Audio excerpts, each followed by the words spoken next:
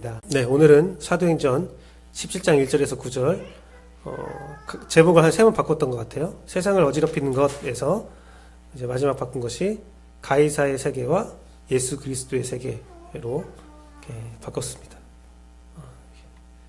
원래 이걸로 바꿨었죠. 가이사의 세계와 예수의 세계로 말씀을 전하도록 하겠습니다. 그 옛날에 과거에 이런 말 좀 들어봤던 적이 있었던 것 같아요. 요즘에는 그런 말이 별로 없는데 옛날에 가족 중에 기독교인이 생기면 집안이 망한다는 말을 이렇게 어른들은 했었습니다. 정말 그런가를 한번 생각해 보는 것도 괜찮을 것 같아요. 아마도 그 어른들이 그 말을 했던 것은 가정마다 제사가 지내는 일이 되게 보편적인 시대에 있었던 말 같아요. 저도 이번 주에 제가 다니는 직장의 사장님이 제사가 있었어요. 근데 그 말 들으니까 되게 옛날 기억이 새록새록 나더라고요. 제가 중고등학교 다닐 때, 초등학교 다닐 때 친구들이 제사가 있다고 하면 밤 12시에 제사를 드리고 오고 뭐 그렇게 그런 추억들을 말했거든요. 그러면 다음날 도시락 반찬에 저희는 급식 세대가 아니고 도시락 세대였으니까 그러면 그 제사 음식들을 가지고 오고 그래서 너 어제 제사 드렸냐? 뭐 하면서 그런 얘기들을 좀 자연스럽게 했던 기억이 나는데 제가 그래서 12시에 제사 드려요? 그러니까 요즘에 누가 12시에 제사 드리냐 하면서 제사도 많이 안 드린다 요즘에는 그렇게 얘기했었는데 그런 제사 드리는 것들이 보편적인 시대 때에 또한 조상들이 영원히 자신들을 보호해준다는 그 믿음이 보편적인 사회에서는 예수 그리스도를 믿으면 제사를 거부하고 뭐 성묘들을 거부한다 하면서 기독교인이 생기면 집안이 망한다라는 말이 나왔던 것 같습니다. 실제로 뭐 이런 말도 있었죠. 조상에 대한 믿음, 제사를 되게 중시하는 분위기에서 기독교인 며느리가 들어오면 제사를 먼저 없앤다더라 하면서 그런 말도 어른들이 하는 얘기를 제가 들은 적이 있었습니다. 그런데 이제 지금은 뭐 제사도 사라지고 많이 사라져 있고 조상에 대한 믿음 뭐 그런 것들이 많이 희석된 그런 시대에서 기독교에 대한 가족의 핍박은 사라졌을까? 또 그것도 아니죠. 한 권사님의 이야기를 듣게 되었는데요. 한 권사님이 이런 말씀을 하시더라고요. 주일날 자기가 교회를 가는 문제 때문에 가족들이 몇 번이나 가족여행들이 그러니까 친척들의 여행이 취소된 적이 있었다 하면서 자기를 되게 원망하더라 그런 말을 들었습니다. 또 한 젊은 기독교인 하나 만나게 됐는데 그 친구가 주말에 가족들이 모이는 행사들이 많이 있는데 다 참석을 했었대요. 예배 참석했음에도 불구하고 친척들이 너 때문에 시간을 좀 이렇게 쓰기 힘들다. 너 때문에 가족이 화합이 안 된다. 그런 말 들으면서 지금은 계속 그런 말을 몇 년 들으니까 지금 교회를 안 다니고 있다. 그런 말도 하더라고요. 어떤 한 또 젊은 여성은 저에게 이러한 상담을 했었습니다. 뭐였냐면 명절이 됐을 때 제사상을 이렇게 차리는데 거기에 절을 하지 않으면 연을 끊겠다. 그런 말을 해서 이번에 되게 걱정이라고 명절이 걱정이라고 그런 말을 했다는 말도 있었는데 끝내 나중에 통화해보니까 다행히 부모님이 그것을 강요하지 않았다. 다행이다. 기도해줘서 감사하다. 라는 말을 했는데 시대가 바뀌었지만 계속 그러한 남녀노소를 역사를 막론하고 기독교에 대한 핍박들은 끊임이 없는 것 같아요. 근데 그 핍박의 중심에 있는 말은 똑같은 것 같아요. 어떤 말이냐면 너 때문에 너의 종교 때문에 우리 가정의 평화가 깨지고 우리 평화가 어지러워지고 있다. 질서가 어그러진다. 그런 말입니다. 정말 그런가? 정말 기독교가 어떠한 사회를, 어떠한 집단을, 어떠한 공동체를 힘들게 하는 그런 종교인가? 생각해보면 그렇지 않은 경우가 많죠. 기독교가 물론 잘못을 저지른 경우도 많이 있습니다. 부족한 모습을 보이는 경우도 많습니다. 하지만 근본적으로 기독교는 우리 이 땅을 풍요롭게 해주었죠. 기독교를 통해서 많은 인권들이 성장되었고 또 여성과 아이들의 권리가 보호되기 시작했습니다. 또한 교육과 의료의 혜택들이 기독교를 통해서 흘러 들어온 것이 많이 있죠. 욕먹을 법보다는 좀 칭송받아야 할 행동과 이유가 많았던 것 같습니다. 지금도 바른 기독교인들을 통해서 다른 인권들이나 인권이 보호받아야 될 경우나 억울한 상황이나 힘든 상황에서 많은 도움과 위로함을 전하는 경우가 많이 있죠. 부족한 사람들, 불쌍한 사람들, 기독교의 정신으로 많이 도움을 베푸는 경우가 많이 있습니다. 세상은 기독교가 이 세상을 어지럽게 한다라고 주장할 수 있지만 사실상 세상을 어지럽게 하는 것은 따로 있다는 거죠. 오늘은 그 세상을 어지럽게 하는 존재가 무엇인가를 돌아보고 그 가운데서 우리가 어떻게 살아야 되는가를 한번 알아볼 수 있는 시간이 됐으면 좋겠습니다. 오늘 본문의 내용을 보면 바울은 데살로니가 지역 회당에서 3번의 안식일을 보내는 모습들을 보여주고 있습니다. 그러면서 3번의 안식일 동안에 예수 그리스도의 복음을 선포했다. 예수 그리스도의 복음을 선포하니까 그리스인과 귀족 여성들이 예수 그리스도를 믿기 시작했다, 따르기 시작했다라는 말이 있습니다. 그러자 그 반응들에 대해서 유대인들, 기존의 유대인들이 어떤 반응을 보이냐면 조폭, 불량배를 동원해서 어떻게 합니까? 불량배를 동원해서 그들을 괴롭히죠. 그들을 괴롭혀요. 죄송합니다. 불량배를 통해서 그들을 괴롭혀요. 그리고 관리에게 고발해요. 그래서 그 죄명으로 말한 것이 그들이 어떤 죄를 지었냐 하니까 사회혼란죄다라는 거예요. 가이사의 세계에서 예수 그리스도가 왕이라고 하면서 사회를 혼란시키고 전복하려 했다라는 말을 듣습니다. 오늘 바울이 복음을 전하면서 받는 대우와 핍박은 그동안 그들이 받았던 핍박과 별반 다를 것이 없어 보입니다. 바울의 인생은 지겨울 정도로 반복되는 그런 핍박을 받고 있지요.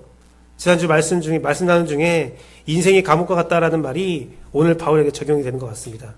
같은 패턴으로 안식일에 회당에서 주 예수 그리스도를 전했더니 그리스도인 이방인들은 믿기 시작하는데 유대인들이 반발했다. 그래서 감옥에 갇히고 핍박받고 쫓겨나는 일이 있었다라는 것이 되게 동일하게 흘러가고 있죠.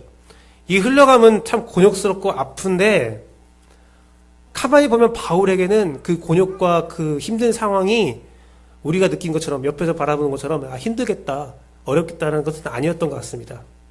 로마서 말씀 보면 이런 말씀이 있죠. 같이 읽어볼까요? 둘, 셋. 자녀이면 또한 상속자 곧 하나님의 상속자요 그리스도와 함께 한 상속자니 우리가 그와 함께 영광을 받기 위하여 고난도 함께 받아야 할 것이니라. 고린도후서도 읽겠습니다. 둘, 셋. 내가 부득불 자랑할진대 내가 약한 것을 자랑하리라.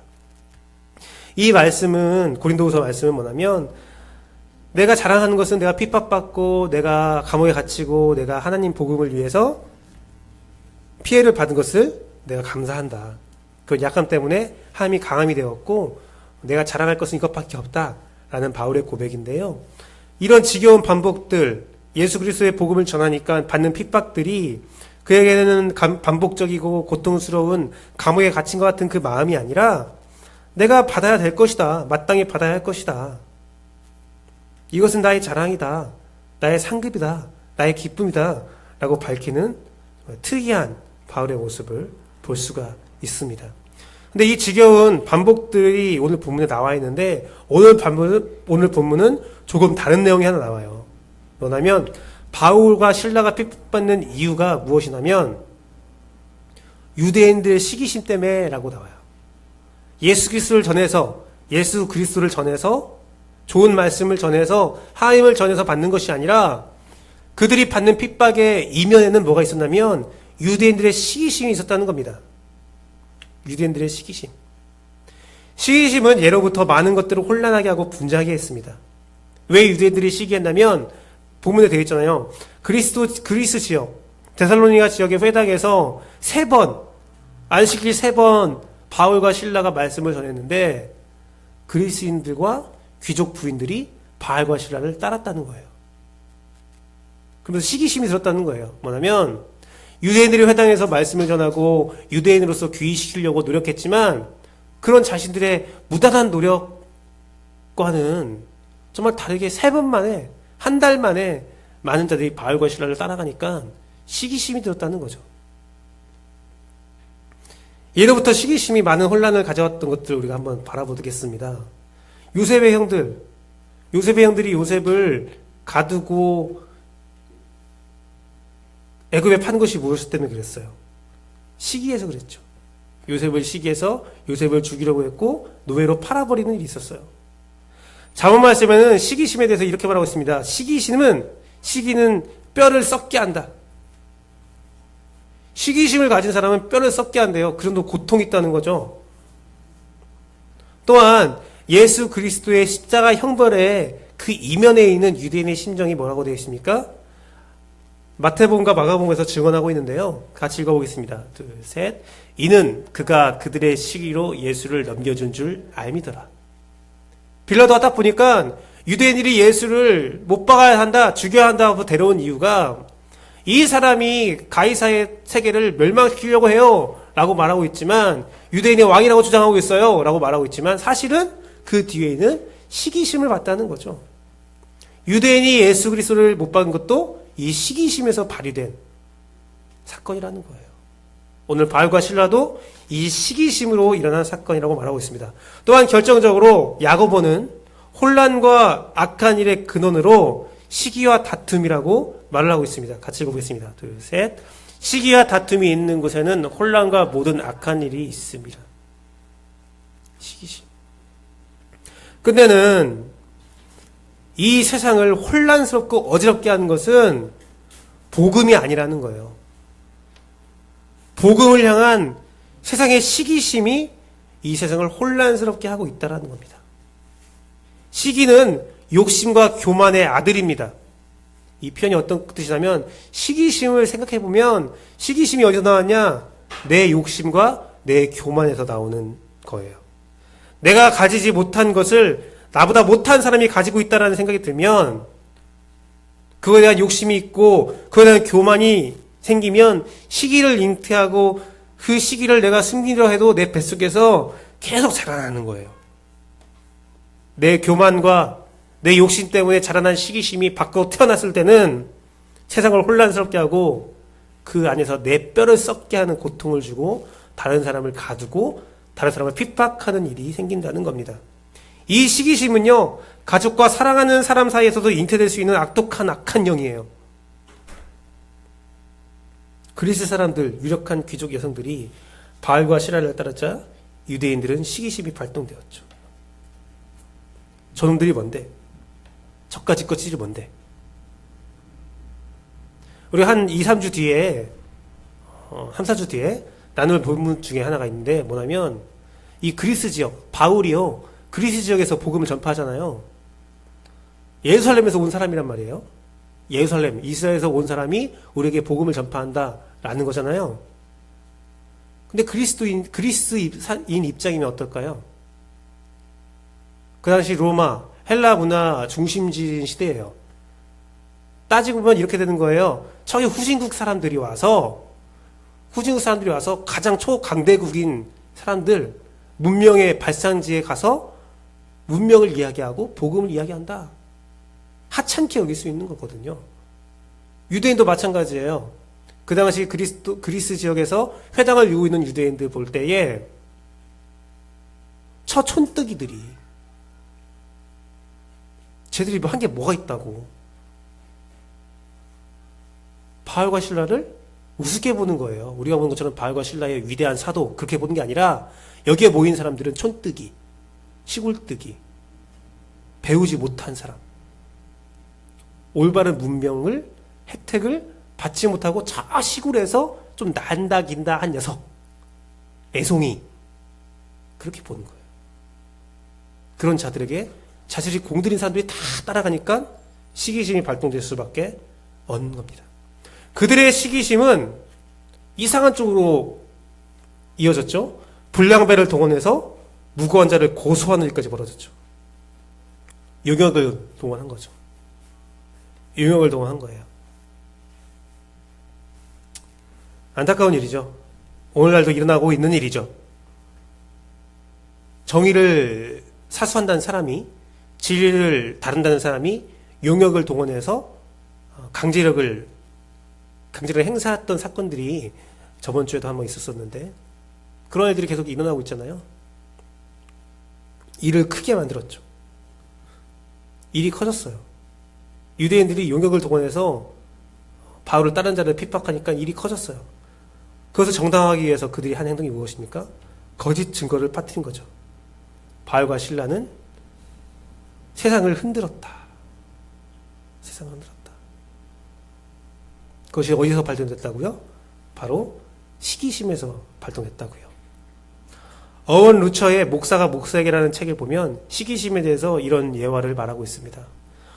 사탄의 밀사들이 리비아 사막에 살고 있는 성자를 유혹하려고 여러 가지 시도를 하였대요. 아름다운 여성도 보였고 물질도 보였고 많은 권세들을 보였대요. 하지만 리비아의 성자는 그 사단의 밀사의 유혹과 핍박에도 흔들리지 않고 끄떡하지 않았대요. 그때 사탄이 이 말을 했대요. 너의 동생이 알렉산드리아의 주교가 되었어 라고 말하자 모든 것들에 흔들리지 않았던 성자가 시기심으로 인하여 못마땅한 기색이 얼굴에 드러났대요. 그 녀석이 왜? 그따위 녀석이 왜? 화를 냈다고 합니다.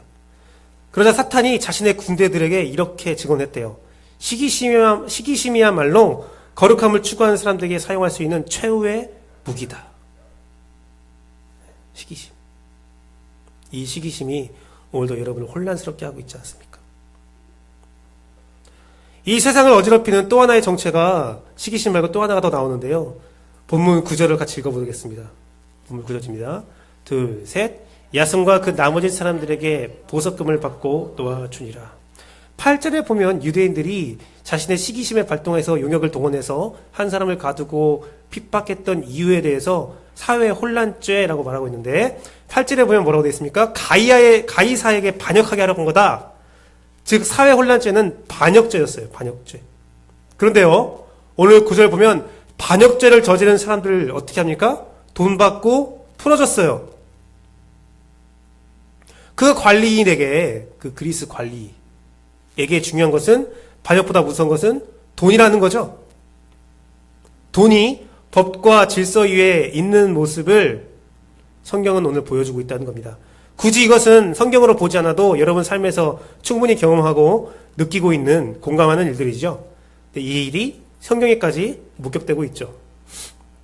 오늘 이 사회의 평화와 정의와 질서가 뭐 때문에 무너집니까? 돈 때문에 무너지고 있어요. 돈이요. 지금 우리나라에서는, 우리 세계에서는 돈으로 살 수 없는 것이 없죠. 사람들은 돈 때문에 자신의 양심과 인권까지 팔고 있지요. 사실 이 문제는, 돈에 대한 문제는 역사를 통틀어 많은 석학들에 의해서 끊임없이 제기가 된 문제였습니다. 하지만 누구도 그에 대한 해답과 대안을 제시하지 못했죠. 돈이 문제야 라고 말했지만 그것을 이기기 위해서는 어떻게 해야 돼? 그냥 개인적인 양심에 맡길 수밖에 없는 그런 상황이에요. 사람들의 욕망이 항상 돈을 향하고 있고 그것들을 막을 힘이 이 세상에 없기 때문이에요. 이 말씀 같이 읽어볼까요? 둘, 셋. 부하려 하는 자들은 실험과 율무와 여러 가지 어리석고 해로운 욕심에 떨어지나니 곧 사람으로 파멸과 멸망에 빠지게 하는 것이라. 돈을 사랑함이 일만 악의 뿌리가 되나니 이것을 탐내는 자들은 미혹을 받아 믿음에서 떠나 많은 근심으로써 자기를 찔렸도다. 이 말씀은 너무나 유명한 말씀이에요. 다른 건 몰라도 돈을 사랑하는 것이 일만 악의 뿌리다 라는 말은 다 알고 있잖아요. 그런데 이 유혹에서 벗어나기 힘들죠. 이 돈의 유혹에서 벗어나는 사람이 몇이나 있겠습니까? 저도 마찬가지예요. 왜요? 돈 때문에 걱정하거든요. 저도요, 자다가 돈 걱정 때문에 이불킥한 적이 있어요. 잠을 설친 적이 있어요. 지금도 그래요. 어떤 집안에 있는 돈의 물질의 문제가 내 앞에 딱 산적해 있으면 잠이 안 와요. 자다가도 벌떡 일어나서 한숨 쉬면서 고통스러워해요. 재밌는 것은 돈이 풍족해도 불행하고 돈이 없어도 불행해요. 돈이 풍족해도 마음이 평안하지가 않아요. 더 부족하다는 느낌이 들어요. 돈을 산더미처럼 쌓고 있는 사람도 돈이 없다고 말해요. 이 돈은 참 신기한 거예요. 많은 복권당첨자들 보면 많은 사람들이 불행해요. 그 모습 보면서 우리가 어떻게 생각합니까? 아, 돈이 많아도 불행할 수 있구나가 아니라 나는 안 그럴 거니까 당첨만 됐으면 좋겠어 라는 생각이 듭니다. 저도 그래요. 어느 누가 장담할 수 있겠어요. 돈이 많아서, 돈 없어서 친구와 가족, 소중한 사람을 잃어버리고 그 인생이 불행해지는 것들을 우리가 목격하지만 나도 그럴 수가 있어요. 그럼에도 불구하고 많은 사람들이 돈의 병폐를 알고 있지만 불나방처럼 돈을 위해서 사지로 들어간다는 거죠. 저는 자유로울 것 같아요? 저도 로또 많이 해요. 로또 안 사람 몰래 할 때 있어요. 하고 가슴에 품고 이것만 대봐. 내가 막 여러 가지예요. 하나님 이거 되면 제가 교회를 몇 군데를 세우겠습니다. 되게만 해주십시오. 저 생활 조금 윤택하게 하고 나머지는 다 정말 하나님을 위해서만 사용하겠습니다. 저도 로또 해요. 목사가 할 수 있죠. 제가 중학교 때 읽었던 책이 있어요. 그 책을 여러분들한테 좀 말씀드리겠습니다. 당신은 언제나 나를 움켜쥐고서 나를 당신의 것이라 말합니다. 그러나 따지고 보면 당신이 나의 것이지요. 나는 아주 쉽게 당신을 지배할 수 있어요. 우선 당신은 나를 얻기 위해서라면 죽는 것 말고는 무엇이든지 하려고 합니다. 나는 사람들에게 있어 무한히 값지며 보배로운 존재입니다. 물이 없으면 한 포기의 풀도 살 수 없듯이 내가 없으면 사람들은 물론 이 세상의 모든 것들이 죽고 말 겁니다. 회사도, 정부도, 학교도, 은행도. 그렇다고 내가 어떤 신비의 생명력이 있는 것은 아니에요. 나는 내 힘으로는 아무데도 갈 수 없지만 이상한 사람들과 수없이 만나지요. 그들은 나 때문에 서로 인격을 무시하기도 하고 사랑하기도 하고 싸우기도 해요. 순전히 나 때문에 말이죠. 사람들에게 욕망이 없다면 난 어쩌면 아무 쓸모가 없는 존재일지도 모르죠. 그렇지만 나는 거룩한 일을 하는 사람들이 가난하고 굶주린 이들을 돕는 선한 사람들, 환자의 고통을 줄이려는 이들과도 만나지요. 나의 힘은 사실 무한해요. 부디 나의 노예가 되지 않도록 조심스럽고 현명하게 나를 다루십시오. 뭐냐면요, 이의용 작가가 쓴 돈이 보낸 편지라는 글입니다. 중학교 때 이 글을 읽고 큰 충격에 빠졌어요. 그리고 돈에 대한 깊은 생각을 했지만 지금까지도 내린 결론은 뭐냐면 나에게도 돈은 역시 나를 혼란하게 하는 매혹적인 독이다. 여러분, 이 세상을 혼란스럽게 하는 것은 복음이 아니라 기독교가 아니라 시기심과 돈이라는 사실을 오늘 본문은 보여주고 있습니다. 모두를 인지를 할 수 있지만 피할 수 없는 그 시기심과 돈의 유혹, 자유롭지 못하죠. 오히려 이것들을 받아들이면 마음이 편해질 수도 있습니다. 이게 질서야, 이게 어쩔 수 없는 우리의 문명이야, 우리의 문화야 라고 생각하고 그 시기심을 그냥 받아들이고 돈에 대한 욕심을 받아들이면 마음이 편해지고 자유함을 얻기도 해요. 시기심이 나를 투쟁으로 이끌고 도전의식을 주어서 날 발전시켜주는 거야 라고 여길 수도 있고, 돈은 나를 부유하게 하고 나를 가치 있게 해주는 거야 라고 생각하면 이 세상에 살아가는데 전혀 문제를 못 느낄 수도 있어요. 그런데 이상하게도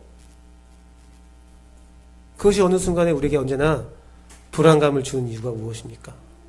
그것은 바로 성경의 진리, 내 안에 살아 역사하시는 성령님이 증언하시는 예수 그리스도 그 보혈의 구원 때문에 그래요. 그런 의미에서 보면 오늘 관리 앞에서, 읍장 앞에서 유대인들이 외치는 바울과 실라에 대한 증언은 사실일 수 있어요. 사도행전 17장 6절에서 7절 말씀 볼까요? 사도행전 17장 6절에서 7절 말씀입니다. 같이 읽겠습니다. 뒤에 읽어볼게요. 둘, 셋. 발견하지 못하며 야손과 몇 형제들을 끌고 읍장들 앞에 가서 소리질러 이르되 천하를 어지럽게 하던 이 사람들이 여기도 이름에 야손이 그들을 맞춰들였도다. 이 사람들이 다 가이사의 명을 거역하여 말하되 다른 임금 곧 예수라 하는 이가 있다 하더이다 하니. 당시의 가이사는 어떤 존재였을까요? 당시의 가이사는 세상 모든 권세와 부와 모든 것들을 가지고 있는 세상 모든 사람들의 시기심의 대상이었어요. 가이사. 그리고 그리스도는 무엇이었을까요? 예수 그리스도는 세상에서 가장 하찮은 존재였어요. 멸시의 대상이었어요. 그 상반된 두 개의 가치 중에서 무엇을 주인으로 여기는 것이 맞느냐? 가이사의 세상에서는 가이사가 주인이 되는 게 맞았어요. 하지만 바울과 실라는 가이사가 너희의 주인이 아니라 예수 그리스도가 너희의 주인이 돼야 돼 라는 말을, 복음을 전했으니까 당연히 유대인들이 말했던 가이사가 아닌 다른 임금을 전하는 자다, 맞는 말이죠. 네, 맞습니다. 우리는 예수 그리스도를 주로 여기며 가이사의 요구를 거부하는 사람들이에요. 가이사가 끊임없이 나를 주로 여겨야 돼, 나를 임금으로 여겨야 돼 말을 하고 있는데, 우리는 가이사를 끊임없이 거부하면서 예수 그리스도가 나의 주인이야, 예수 그리스도가 나의 왕이야 라고 말하는 사람들이죠. 성경은 가이사의 요구를 악이라고 말하기 때문이죠. 악이 세상의 보편적인 가치가 되었지만, 공중권세 잡은 그 사단이 이 세상을 부역하고 이 세상을 이끌고 있지만, 공중권세를 잡았지만 그것은 악이야. 그들이 만든 세상은 하나님의 창조 질서가 무너진 악한 세상이야. 그 세상에서 예수 그리스도의 보혈을 믿는 너희들은 창조 질서를 세워가면서 살아야 돼. 핍박받을 수 있어. 세상에서 핍박받을 수 있어. 세상에서 이상한 사람 취급받을 수 있어.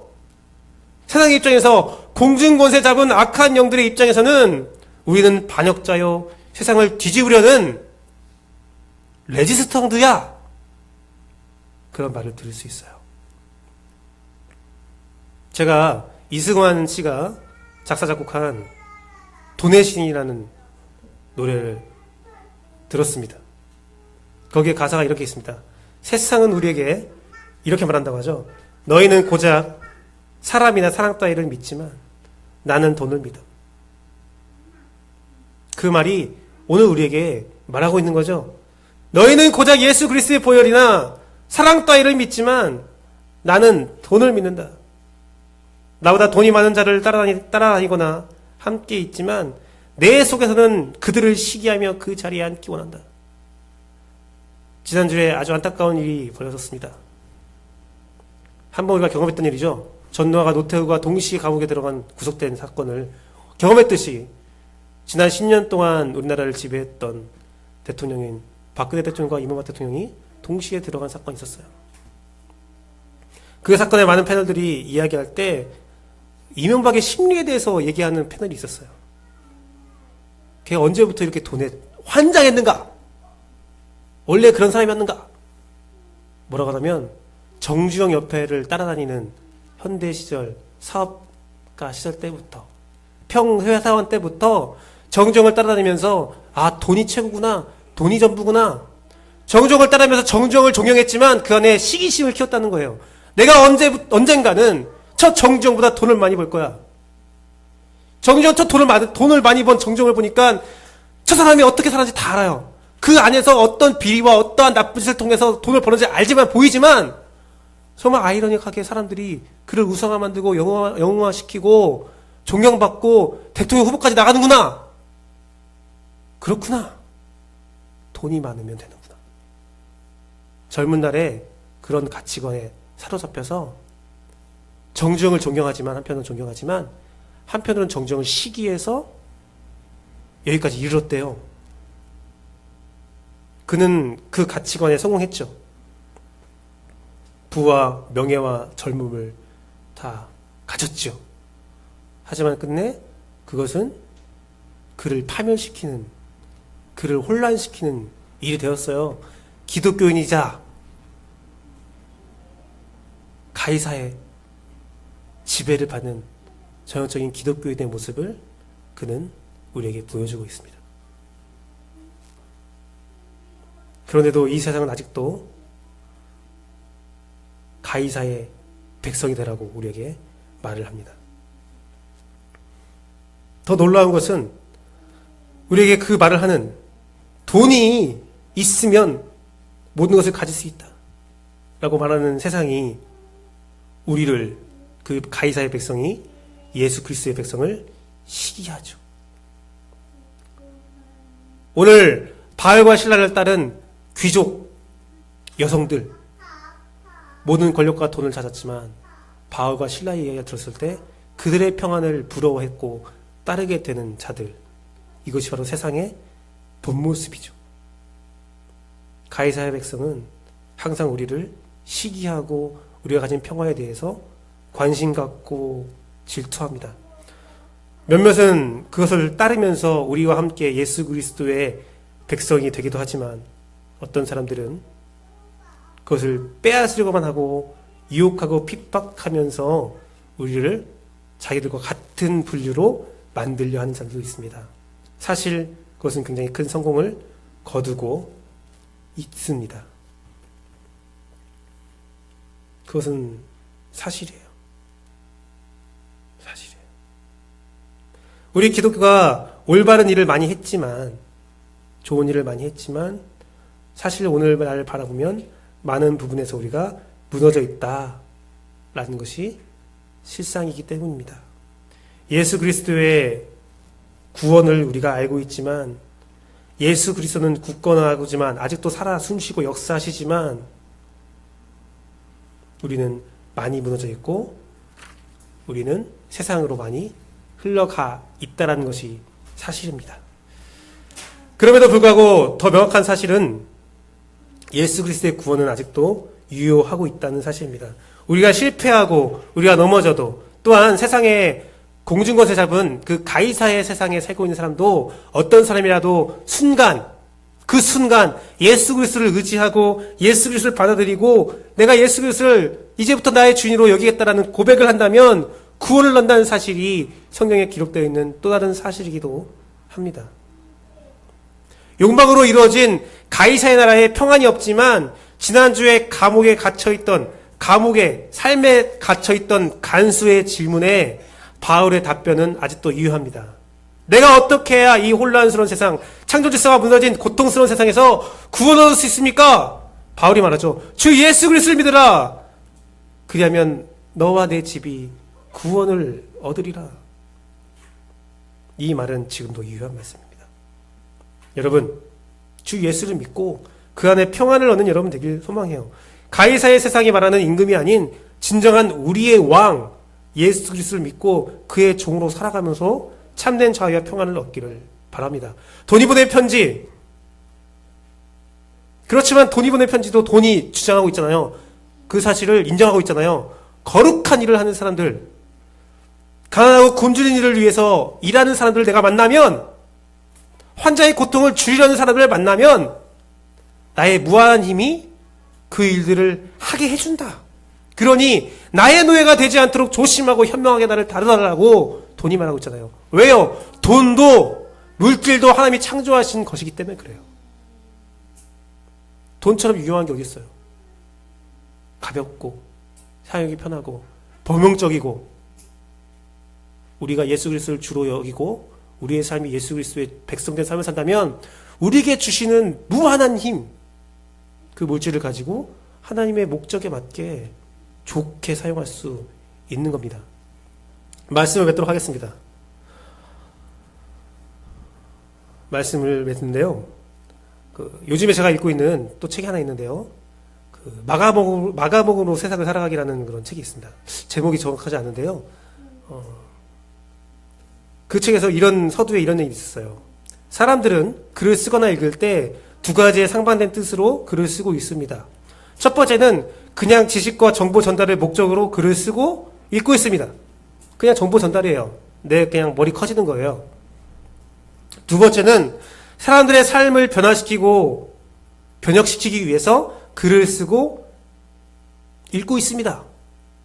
그리고 그 글에서는 서론에서는 이런 말을 합니다. 성경은 후자입니다. 성경은 단순한 정보 전달, 지식 전달의 목적으로 가지 않고 사람의 삶의 변화를 목적으로 가지고 있습니다. 그러니 성경을 읽는 우리는 우리의 삶이 변해야 합니다. 라는 거죠. 오늘 바울이 회당에서 선포하는 예수 그리스도는 우리의 삶의 변화를 요구하는 분이에요.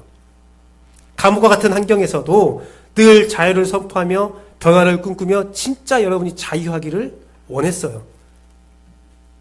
창조 질서가 무너진 시대지만 여러분이 창조의 질서를 일으켜 세우기를 원했어요. 그런 안타까운 환경, 어려운 환경, 공중권세 잡은 사단이 지배한 시대지만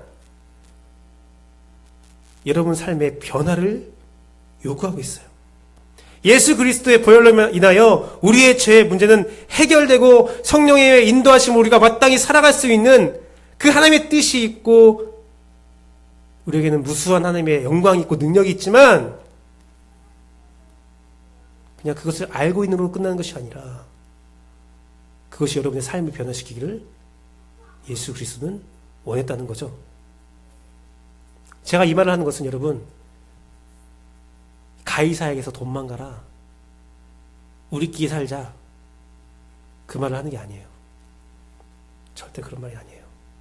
제 말을 오해하지 마세요. 가이사의 세상에서 다만 이 가이사의 세상에서 다만 가이사를 두려워하지 말고 살아라. 가이사의 세상에서 예수 그리스도의 세상에 살아가는 사람으로서 정말 누구보다 정직하게 살고 누구보다 열심히 살아서 이 가이사의 세상에 보여주라는 겁니다. 여러분 이와 같은 축복이 있길 원해요. 여러분의 왕이 가이사가 아닌 예수 그리스도가 되길 원해요. 예수 그리스도 뒤에 승우라는 것이 아니라 가이사의 세상에서 나가서 누구보다 열심히 예수 그리스도의 법도로 살아가라는 겁니다. 가이사의 세상에서 예수 그리스도의 가치관과 창조 질서로 물질을 사용하고 여러분의 감정을 사용하라는 거예요. 시기보다는 인정을 해주고 주 안에서 여러분 스스로의 만족과 자족과 참된 변화를 가져오시고 참된 평화를 누리는 CR 침례교회 가족이 되기를 원한다는 겁니다. 여러분 뼈를 녹이고 썩히는 각종 우울과 시기, 질투, 분쟁과 분냄을 내는 그런 악한 감정들이 사라지고 여러분에게 예수 그리스도의 평화가 임재하기를 원한다는 겁니다. 또한 여러분이 가지고 있는 그 무한한 힘인 물질들을 사용함에 있어서 하나님의 창조 질서에 맞게 아름답게 공의와 정의를 위해 사용하며 함께 사는 그 하나님의 나라, 함께 세워가는 하나님의 나라를 위해서 내 것을 가져진 것을 나눌 수 있는 여러분 되기를 소망한다는 거예요. 물론 이것은 굉장히 어려운 일입니다. 작은 빵도 생기면 내가 혼자 먹고 싶은 법이니까요. 내가 배고픈데 누굴 돌보겠습니까? 내 감정이 상해져 있는데 누구의 감정을 돌볼 수가 있겠습니까? 하지만 그렇기에 우리에게 공동체가 있고 우리에게는 예수 그리스도의 보혈이 있는 겁니다. 서로를 격려하고 서로를 지탱해 주십시오. 가정에서 그러한 공동체를 이루십시오. 직장에서 그러한 공동체를 이루기를 소망합니다. 가이사의 세상에서 예수 그리스도의 세상을 살아가는 우리의 그 모습들이 이 고난주간에 또한 우리의 삶 가운데 여러분 마음속 깊이 새겨지고 그를 따르며 살아가는 놀라운 축복이 있기를 소망합니다. 우리 함께 그 날을 꿈꾸면서 우리 세상 모든 민족이 찬양하도록 하겠습니다.